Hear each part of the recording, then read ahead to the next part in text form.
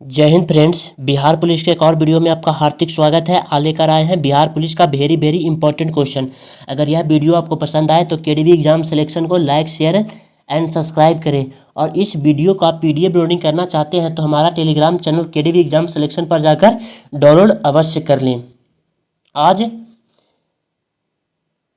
Bihar police का शुरू से एंशिएंट हिस्ट्री स्टार्ट कर रहे हैं, ये मॉडर्न हिस्ट्री वर्ल्ड हिस्ट्री तक जाएगा। इससे बाहर बिहार पुलिस में हिस्ट्री से कुछ भी क्वेश्चन नहीं आएगा। तो देखिए आज का पहला क्वेश्चन क्या कह रहा है। आज का पहला क्वेश्चन कह रहा है कि जिस काल का कोई लिखित विवरण उपलब्ध नहीं हो कहा जाता है। देखिए जो हमारा प्राचीन भारत है, एंशिएंट हिस्ट्री है, प्राचीन इतिहास है, उसको 3 कालखंडों में विभाजित करते हैं। पहला हो गया प्रागैतिहासिक काल, दूसरा हो गया आद्य ऐतिहासिक काल, तीसरा हो गया ऐतिहासिक काल। तो प्रागैतिहासिक काल किसे कहते हैं? तो देखिए प्रागैतिहासिक काल उसे कहते हैं कि जिस काल का कोई लिखित विवरण उपलब्ध नहीं हो उसे प्रागैतिहासिक काल कहते हैं। इसीलिए इसका सही ऑप्शन ए हो जाएगा। और आद्य ऐतिहासिक काल किसे कहते हैं? आद्य ऐतिहासिक काल में होता है कि जिस काल का लिखित विवरण उपलब्ध हो लेकिन उसे पढ़ा नहीं जा सका, उसे आद्य ऐतिहासिक काल कहते हैं।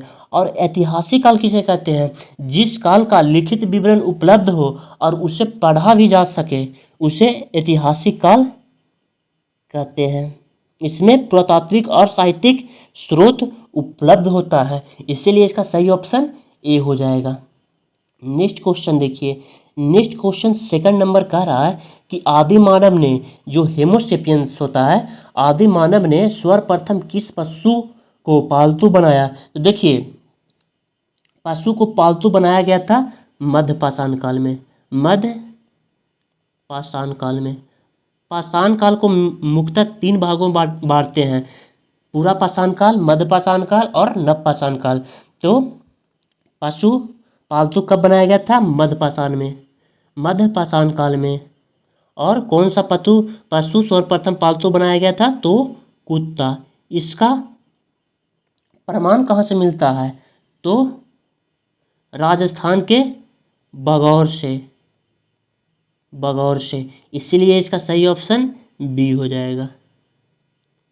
और एक जगह और है आदमगढ़, आदमगढ़, यहाँ से भी कुत्ता का सर्वप्रथम पालतू बनाए जाने का प्रमाण मिला है।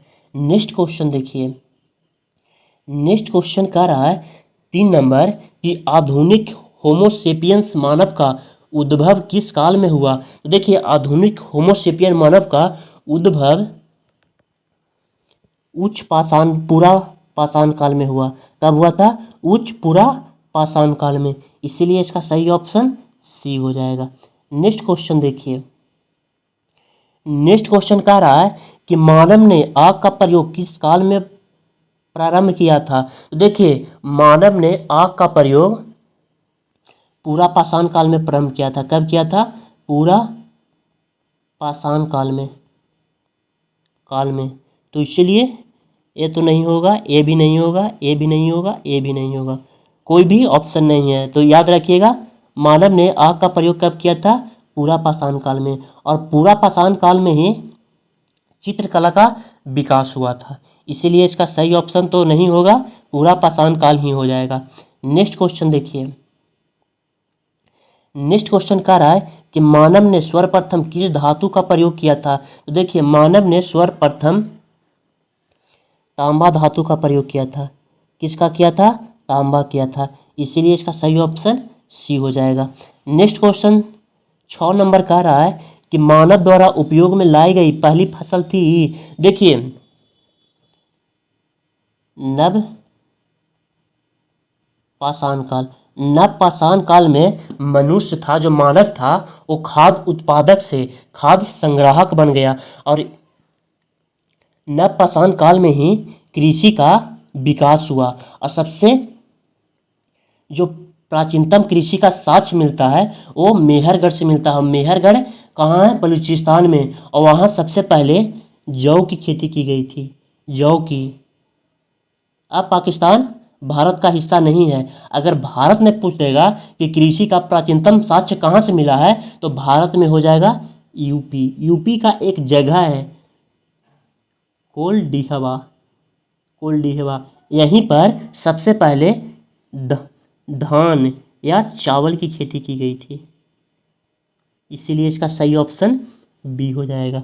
नेक्स्ट क्वेश्चन देखिए, नेक्स्ट क्वेश्चन कह रहा है कि मानव खाद्य पदार्थों का उत्पादक एवं उपभोक्ता कब बना। देखिए, मानव खाद्य संग्राहक से खाद्य उत्पादक कब बना था, तो ये अभी बताए थे कि मानव खाद्य संग्राहक से खाद्य उत्पादक कब बना था, नवपाषाण काल में, इसीलिए इसका सही ऑप्शन सी हो जाएगा।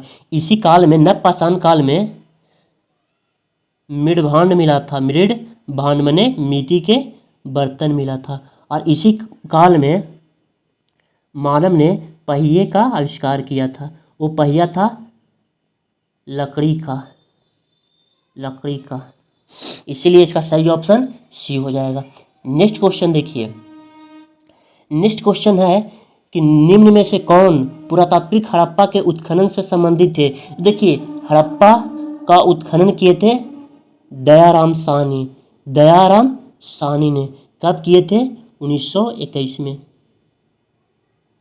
कब किए थे, 1921 में। देखिए, इसीलिए इसका सही ऑप्शन ए हो जाएगा। आपसे पूछ दिया जाएगा कि हड़प्पा की जानकारी सर्वप्रथम किसने दिया था। देखिए, हड़प्पा का उत्खनन किए थे दयाराम साहनी 1921 में, लेकिन हड़प्पा की जानकारी सर्वप्रथम 1826 में दिया था चार्ल्स मैसन। किसने दिया था, चार्ल्स मैसन। आपसे पूछा जाएगा कि हड़प्पा की जानकारी सर्वप्रथम किसने और कब दिया था, तो हड़प्पा की जानकारी सर्वप्रथम चार्ल्स मैसन ने 1826 में दिया था। नेक्स्ट क्वेश्चन देखिए, नेक्स्ट क्वेश्चन 9 नंबर कह रहा है कि हड़प्पा स्थलों में कांस्य नर्तकी की मूर्ति माने कांसा की नर्तकी कहाँ से प्राप्त हुआ है। देखिए, हड़प्पा सभ्यता में कांसा की नर्तकी मोहनजोदड़ो से प्राप्त हुआ है। कहाँ से प्राप्त हुआ है, मोहनजोदड़ो से, इसीलिए इसका सही ऑप्शन डी हो जाएगा। और मोहनजोदड़ो से देखिए क्या क्या प्राप्त हुआ है। कांसे की नर्तकी हो गया, बृहद स्नानागार भी मोहनजोदड़ो से प्राप्त हुआ है, सूती वस्त्र और ऊनी वस्त्र ये भी मोहनजोदड़ो से प्राप्त हुआ है। सूती और ऊनी वस्त्र ये मोहनजोदड़ो से प्राप्त हुआ है। और मोहनजोदड़ो से 38 नर कंकाल प्राप्त हुआ है, 38 नर कंकाल। और मोहनजोदड़ो से 9 के आकार वाले मुहर प्राप्त हुआ है। और यहाँ से विशाल अन्नागार प्राप्त हुआ है, विशाल अन्नागार। हड़प्पा के लोग भंडारण भी करते थे, अन्नागार प्राप्त हुआ है। और हड़प्पा से नहीं, मोहनजोदड़ो से पशुपति शिव की मूर्ति प्राप्त हुआ है। इतना चीज़ मोहनजोदड़ो से प्राप्त हुआ है। नेक्स्ट क्वेश्चन देखिए, नेक्स्ट क्वेश्चन 10 नंबर कह रहा है कि प्रसिद्ध पशुपति की मुहर कहाँ से मिली है। देखिए, अभी बताएं कि प्रसिद्ध पशुपति की मुहर मोहनजोदड़ो से मिला था। कहाँ से मिला था, मोहनजोदड़ो से, इसीलिए इसका सही ऑप्शन कौन क्या हो जाएगा, सी हो जाएगा। नेक्स्ट क्वेश्चन देखिए, नेक्स्ट क्वेश्चन कह रहा है कि सिंधु सभ्यता में गोदीवाड़ा का साक्ष्य कहाँ से मिला है। देखिए, गोदीवाड़ा का मतलब क्या होता है। देखिए, गोदीवाड़ा को कहते हैं बंदरगाह, इसी को कहते हैं डॉकयार्ड। और ये कहाँ से प्राप्त हुआ है, लोथल से। कहाँ से प्राप्त हुआ है, लोथल से। लोथल से और प्राप्त हुआ है युगल समाधान का मतलब होता है कि लोथल में पति और पत्नी को साथ दफनाया गया था। और यहाँ मिला था हाथी दांत के स्केल।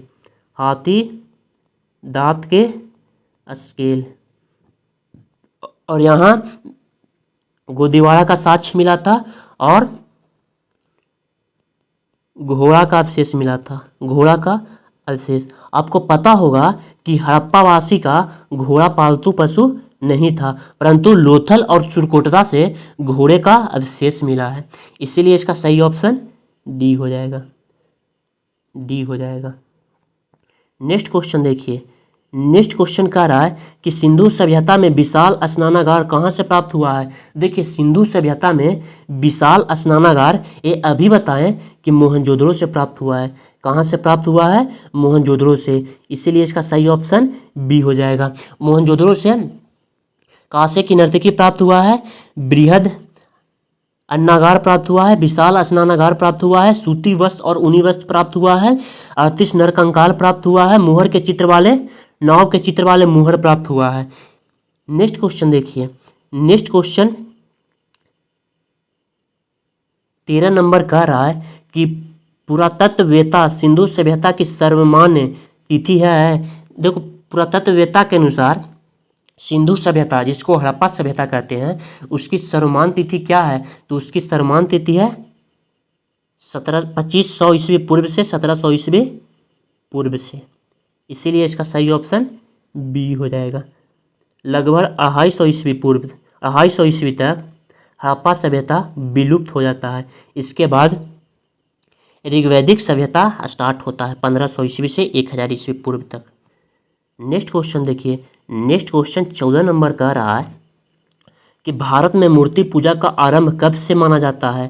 तो देखिए भारत में मूर्ति पूजा का आरंभ सिंधु सभ्यता से माना जाता है। कब से माना जाता है? सिंधु सभ्यता से। लेकिन मूर्ति पूजा था, लेकिन सिंधु सभ्यता में मंदिर नहीं मिला है, मंदिर नहीं मिला है।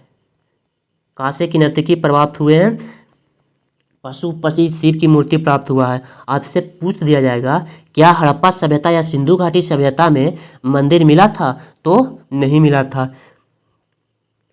इसीलिए इसका सही ऑप्शन ए हो जाएगा। मूर्ति पूजा था लेकिन मंदिर नहीं मिला है। नेक्स्ट क्वेश्चन देखिए, नेक्स्ट क्वेश्चन कह रहा है कि ऋग्वैदिक आर्य किसकी पूजा करते थे। तो देखिए आपको अभी बताएं कि हड़प्पा सभ्यता या सिंधु घाटी सभ्यता में लोग मूर्ति की पूजा करते थे लेकिन मंदिर नहीं मिला। और लेकिन ऋग्वैदिक काल में आर्य न तो मूर्ति की पूजा करते थे और न ही यहाँ मंदिर मिला। ऋग्वैदिक आर्य प्राकृतिक पूजा करते थे, प्राकृतिक की माने वातावरण प्राकृतिक की पूजा करते थे, जिससे लाभ वही भगवान। इसीलिए इसका सही ऑप्शन ए हो जाएगा। नेक्स्ट क्वेश्चन देखिए, नेक्स्ट क्वेश्चन कह रहा है कि आर्य भारत में सबसे पहले कहाँ बसे हैं। तो देखिए आर्य भारत में सबसे पहले सप्त सैंधव प्रदेश में बसे। अब सप्त सैंधव प्रदेश का मतलब क्या हो गया? तो देखिए सप्त सैंधव प्रदेश में आ गया सबसे पहले अफगानिस्तान। अफगानिस्तान आपको पता होगा कि आर्य हिंदू कुश पर्वत से पार किए थे, उसमें एक दर्रा था खैबर दर्रा, उसी से आर्य भारत में प्रवेश किए थे।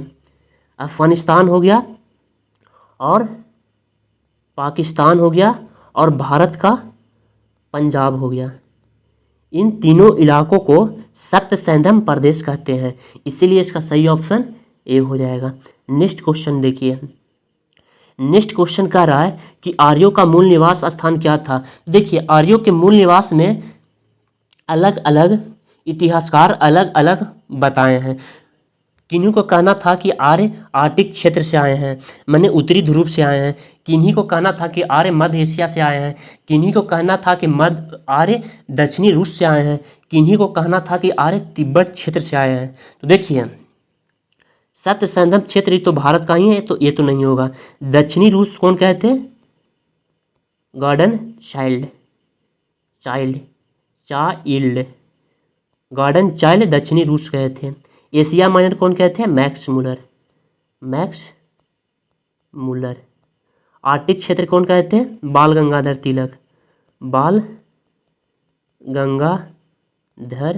तिलक। एक और थे तिब्बत क्षेत्र कहे थे। तिब्बत क्षेत्र कौन कहते? दयानंद सरस्वती। लेकिन इसमें से सभी का मत था बाद में कि आर्य मध्य एशिया से आए थे, एशिया माइनर से आए थे। और इसका प्रतिपादक कौन किए थे? Max Muller. इसीलिए इसका सही ऑप्शन बी हो जाएगा। आर्यों का मूल निवास स्थान कहाँ था? मध्य एशिया। मध्य एशिया का मतलब हो गया इराक ईरान का क्षेत्र। नेक्स्ट क्वेश्चन देखिए, नेक्स्ट क्वेश्चन कह रहा है कि प्रसिद्ध गायत्री मंत्र किस वेद में है? पूछ रहा है कि प्रसिद्ध गायत्री मंत्र किस वेद में है। आपको पता होगा कि वेद की संख्या 4 है, ऋग्वेद, यजुर्वेद, सामवेद, अथर्ववेद। ऋग्वेद में 10 मंडल है, 10 मंडल है, 1028 सूक्त है और 10,462 मंत्र। मंत्र पर बहुत विवाद है, जहाँ तहाँ कुछ मिलता है, जहाँ तहाँ 10,580 मिलता है। देखिए 10 मंडल हो गया, 1028 सूक्त हो गया और 10,462 मंत्र हो गया। 10 मंडल है, उसमें से तीसरा मंडल की रचना विश्वामित्र ने किया था। तीसरा मंडल की रचना किसने किया था? विश्वामित्र। और इससे ही गायत्री मंत्र लिया गया है, इससे ही तीसरे मंडल से ही गायत्री मंत्र लिया गया है। तो इसीलिए इसका सही ऑप्शन ए हो जाएगा, ऋग्वेद हो जाएगा, ए हो जाएगा। नेक्स्ट क्वेश्चन देखिए, नेक्स्ट क्वेश्चन कह रहा है कि सत्यमेव जयते युक्ति कहाँ से ली गई है? जो सत्यमेव जयते है वो किस उपनिषद से ली गई है? देखिए सत्यमेव जयते मुंडको उपनिषद से ली गई है। किससे ली गई है? मुंडको उपनिषद से ली गई है, इसलिए इसका सही ऑप्शन बी हो जाएगा। छांदोक उपनिषद, छांदोक उपनिषद में 3 आश्रम की चर्चा की गई है, 3 आश्रम की। और जाबलो उपनिषद में 4 आश्रम की चर्चा की गई है, इसीलिए इसका सही ऑप्शन बी हो जाएगा। नेक्स्ट क्वेश्चन देखिए, नेक्स्ट क्वेश्चन 20 नंबर का रहा है कि ऋग्वेद का 9वां मंडल निम्न में से किस एक को ही समर्पित सूक्तों का संग्रह है? तो देखिए ऋग्वेद का 9वां मंडल को सोम मंडल कहते हैं। क्या कहते हैं? ऋग्वेद के 9वें मंडल को सोम मंडल कहते हैं, इसलिए इसका सही ऑप्शन ये हो जाएगा। इसमें एक विशेष पदार्थ सोमरस का वर्णन है, 9वें मंडल में सोमरस का वर्णन है। नेक्स्ट क्वेश्चन देखिए, नेक्स्ट क्वेश्चन 21 कह रहा है कि निम्न में से प्राचीनतम वेद कौन सा है? देखिए सबसे प्राचीनतम वेद है ऋग्वेद। ऋग्वेद, ऋग्वेद में टोटल 10 मंडल है। कितना मंडल है? 10 मंडल। इसमें 1028 सूक्त है। सूक्त होता है मंत्रों के समूह से सूक्त का निर्माण होता है, और इसमें मंत्र कितना है? 10,462। जहाँ तहाँ मिलता है 10,580। ये मंत्र हो गया ऋग्वेद में, और यह सबसे प्राचीनतम वेद है। नेक्स्ट क्वेश्चन देखिए, नेक्स्ट क्वेश्चन कह रहा है कि उत्तर वैदिक काल में इंद्र का स्थान किस देवता को मिला था? देखिए उत्तर वैदिक काल में इंद्र का स्थान प्रजापति ने लिया था। उत्तर वैदिक काल में पहली बार त्रिदेव की अवधारणा उभर कर सामने आई थी। ऋग्वैदिक काल में प्रमुख देवता इंद्र, अग्नि और वरुण थे, लेकिन उत्तर वैदिक काल में त्रिदेव की संकल्पना जब उभर कर सामने आई तो उसमें ब्रह्मा जी को पहले ब्रह्मा जी नहीं कहा गया था, पहले प्रजापति थे, और उसके बाद विष्णु जी और महेश जी। इंद्र के जगह पर प्रजापति आए, मैंने ब्रह्मा जी आए, अग्नि की जगह पर विष्णु जी आए, वरुण की जगह पर महेश आए, जिसको शंकर जी कहते हैं, इसीलिए इसका सही ऑप्शन बी हो जाएगा। नेक्स्ट क्वेश्चन देखिए, नेक्स्ट क्वेश्चन कह रहा है कि किस वेद की रचना गद्य और पद दोनों में की गई है? गद्य माने होता है कहानी और पद माने होता है कविता। ये हो गया यजुर्वेद। यजुर्वेद गद्य और पद दोनों में है, इसीलिए इसका सही ऑप्शन बी हो गया।